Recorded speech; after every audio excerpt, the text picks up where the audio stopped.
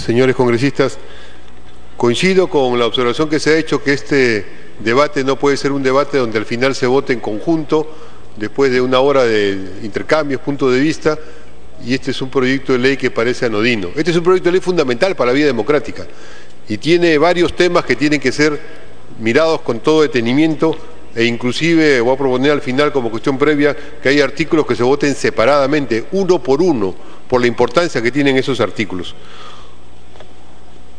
Quiero empezar planteando algunos de los temas claves de la vida política democrática que están implicados en este proyecto de ley, que tiene que ver con los derechos ciudadanos para formar poder, para formar gobierno. Primero, el tema de los partidos participantes. Aquí se ha planteado ya ratificar y mantener el actual sistema de constitución de partidos. Y creo que debería mejorarse dos cosas fundamentales. No puede ser que exista, como ya analizó la OMPE, un sistema de partidos basados en 8 millones de firmas inscritas, que son casi fantasmas, mientras sus comités, sus bases reales no existen. Tiene que irse una reforma sustantiva del sistema de partidos de tal manera que el sistema de partidos pueda tener una base efectiva y real, basado en militantes activos, que son los verdaderos dueños del partido y son los verdaderos dueños de la representación. Ese es un cambio decisivo que no está incluido. Y junto con ese cambio hay un problema de los candidatos de los partidos. Y yo planteo en concreto una fórmula para poder evitar que haya candidatos que escondan su verdadera representación. ¿Por qué se pide que los candidatos y las campañas den su financiamiento después de la elección? Yo planteo, señora Presidenta, que se ponga, y voy a plantear un artículo específico y que sea además votado aparte, que los candidatos presenten antes de la votación, de manera cada 15 días, cuáles son sus auspiciadores, quiénes los están financiando, de dónde reciben el dinero, no después de la elección. De tal manera que si un candidato hace un acuerdo con un banco para tener un crédito, diga, el banco tal me dio un crédito. Si un candidato tiene de una empresa un determinado aporte, lo diga. Y eso se hace en las democracias para que la gente sepa quién está financiando a los candidatos. Así se va a poder conocer antes de la elección cuál es el financiamiento específico de los candidatos.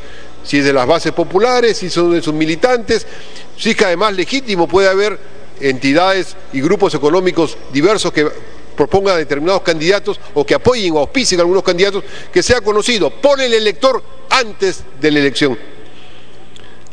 Además, es muy importante que pueda separarse a los candidatos del control que tienen algunos grupos económicos de los medios de comunicación. Por eso no está contenido en el proyecto y vamos a plantear también... Dele más tiempo. Para que se vote separadamente, que lo que aquí se menciona, la franja electoral en la televisión, sea una franja gratuita, proporcional para los candidatos, y participen los candidatos, y no haya posibilidad de un gasto en televisión de los candidatos, sino lo de la franja electoral. Y ahí todos los candidatos participan, y ahí se hacen igualdades condiciones. Y eso el Estado lo pone, es un aporte que hace el Estado a la igualdad en el acceso a la información y a la oferta electoral que hacen los diversos candidatos.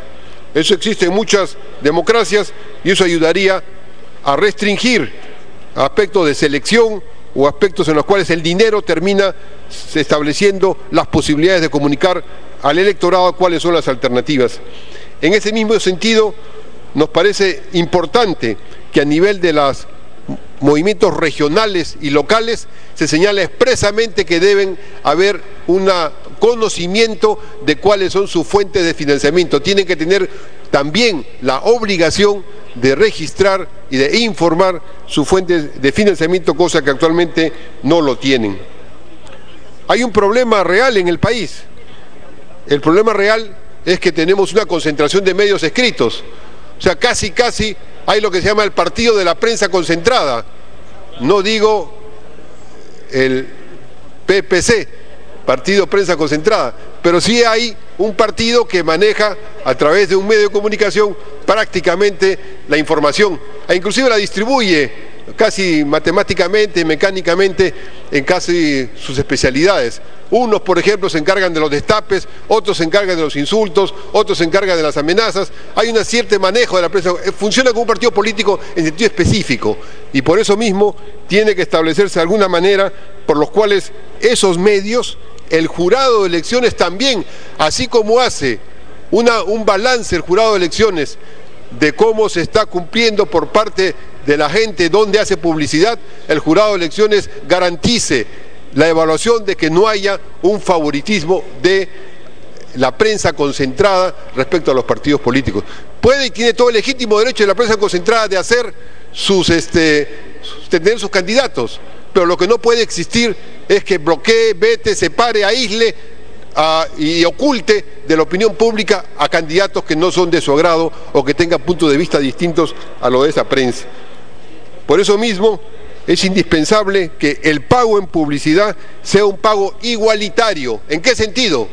No que le dé a todos igual, sino que se prohíba que haya sistemas de subsidio indirecto. Por ejemplo, un candidato predilecto de un medio dice, me dan crédito, y con el crédito hago la publicidad y la pago después cuando sea elegido. Ciertamente que esos son privilegios. O a uno le dan una tarifa.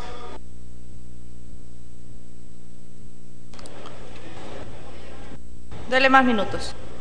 Y a otros le dan otra tarifa, otro precio. Y eso dicen que es el libre mercado. Eso en una campaña electoral para un bien público como es el hecho de la votación, de la elección y selección de candidatos, no debe funcionar. Tiene que funcionar una tarifa general que tenga el medio, no privilegiada con subsidios indirectos a algunos candidatos. Que vendan publicidad, que la vendan, pero que la vendan de forma igualitaria para dar la misma opción a todos los candidatos. Otra cosa es vender jabones. En vender jabones pueden poner precios distintos a las diversas marcas de jabón, pero en una campaña electoral que se está planteando políticas y propuestas frente al país, tiene que haber una base común en la cual los medios tengan sus tarifarios de acceso del conjunto de los que van a participar. En segundo lugar, estos son los temas que tienen que ver con los recursos y el control de los recursos. Pero hay un tema que tiene que ver con las cuotas. Aquí hay una discusión sobre las cuotas que la restringen al máximo. Plantean una cuota 30% hombres o mujeres y un mínimo de 15% de representantes de comunidades nativas y pueblos originarios en cada región donde existan. Creo que aquí se están olvidando de una cuota adicional fundamental que es la cuota de los jóvenes.